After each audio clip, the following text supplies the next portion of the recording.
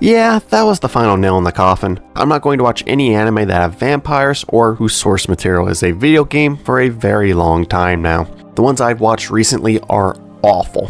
Welcome back to another anime review for GGS. The purpose of this series is to find new hidden gem anime. Each season I watch an unpopular airing seasonal anime and rate it as a gem, garbage, or something in between. Winter 2026's review is for The Casebook of Arne. The Casebook of Arne is a fantasy mystery anime following the astute vampire investigator Arne and his human vampire-obsessed assistant who was once a client of his, Lynn. Together they solve several different mysteries that vary in length, each having an occult twist to them. Some cases include finding the motive for an attempted murder between lovers, stopping a thief from stealing a prized jewel from an art museum, and even the classic locked room murder mystery. With each new case solved by the detective duo, they eventually uncover an odd, unsettling link between the mysteries, one that is heavily influenced by those Arne knows very well. For this anime, I need to be blunt from the beginning. The Casebook of Arne is trash. The writing is both poor and disorganized. Absolutely none of the mysteries ended up being good, mostly being snooze fests. It's both weird and telling that this anime started off the way that it did. The series during its introductory episode baits the viewer into thinking that Lewis, an aspiring detective, was actually the main character, but then he is killed off. I don't even mind the fact that this happens, it's just bizarre that the story presents this case first in the way that it does, and instead doesn't start chronologically with the actual main character, Lynn, and her case instead. It's like a confirmation from the staff that they knew her case, which follows the first episode, was awful, especially for pulling in an audience. Instead of going in chronological order like it does for the remainder of the series, it attempts to start with a slightly better, more intriguing case. I wouldn't really call it a detective-focused episode either, instead being one that introduces star detective Arne in a roundabout, aura farming-esque way, with an unnecessarily long build-up to this moment, since his involvement on screen for the duration of the episode was minimal. As a matter of fact, each case had pacing issues, never figuring out a good balance for them. Sometimes moments dragged out for longer than they needed to be, aiding and extending its runtime. Other times the various plot points felt completely rushed. The fights in this anime felt empty, although visually they were solid. I think part of the reason for this is because the mystery of this series and action didn't really mesh well together. The story never intrigued me enough to care, and that logic then also applied to the action. I think there's a big problem with this anime besides the fact that the story is awful. It's actually the same problem I had with another anime I reviewed for GGS, which is also adapted from a game, it being Tasokare Hotel. Look, sometimes a story doesn't translate well across different mediums. The mysteries in the Casebook of Arne aren't presented well in anime format, since you aren't controlling a character and finding the clues yourself like you would in a video game.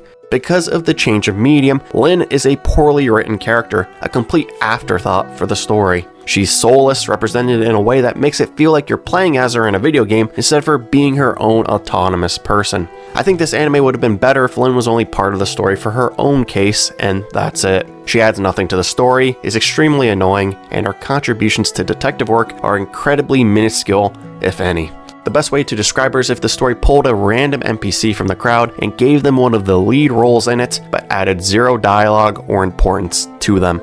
Besides the final case with Dracula, Lynn doesn't really help solve the various mysteries. Arne mostly knows what happened in these cases and ends up dragging her along until she is brought up to speed. Lynn's main contribution is being a cheerleader on the sidelines for him, only figuring out what happened thanks to his insight. For whatever reason, the creator of the series thinks that her love of vampires is hilarious and subsequently shoves these unfunny moments showcasing her fandom down your throat repeatedly. There's one massive oversight writing-wise that I hated in this series. Arne notes that every case up until the final one involving Dracula in episodes 11 and 12 had a connection. A location within each case had a mysterious painting that instills bloodlust and greed to those who view it. The anime even specifically notes the fact that the mermaid case, which is easily the worst mystery in the show, had such a painting. However, the detective duo never visited the mermaid's house at any point, spending the entire case at Arne's house. He deduced the entire thing through the mermaid's retelling and some basic logic. So how does he just randomly know of the fact that there's a painting encouraging the lover to attempt to murder the mermaid? The answer is he doesn't. The stupidity doesn't end there either. This massive clue is made even worse by the fact that Arne notices the power that these paintings have, but doesn't warn others of their effect, especially those who could be susceptible to them. These paintings are clearly extremely effective and dangerous, being a recurring theme throughout these cases. Lynn is easily susceptible to them and even comes into contact with a couple of them. However, for whatever reason, Arne decides to keep this mystery a secret until it conveniently becomes relevant for the current case. I just can't deal with the stupidity of this show because this pertinent information to each case isn't something that should be withheld. I should have dropped this anime after Lynn's case was finished, so about episode 5. Unfortunately, I sat through all 12 episodes, not enjoying most of it, but I gave it a completely fair chance in order to provide this review. No matter how bad an anime might be, I usually like to point out the positives of it. Unfortunately for this anime, they are few and far between. I typically don't like being this negative with a review, so let's end it by highlighting the few positives I could scrounge up. The stuff I'm going to highlight here is insignificant, especially compared to how much I didn't like most aspects of this anime.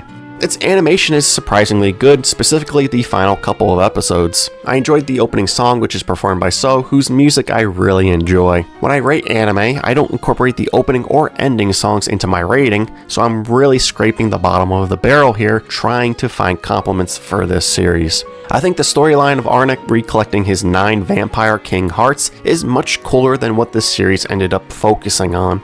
To be honest, if it deleted most of the mysteries and focused on that instead, there's a much more interesting and probably better story there.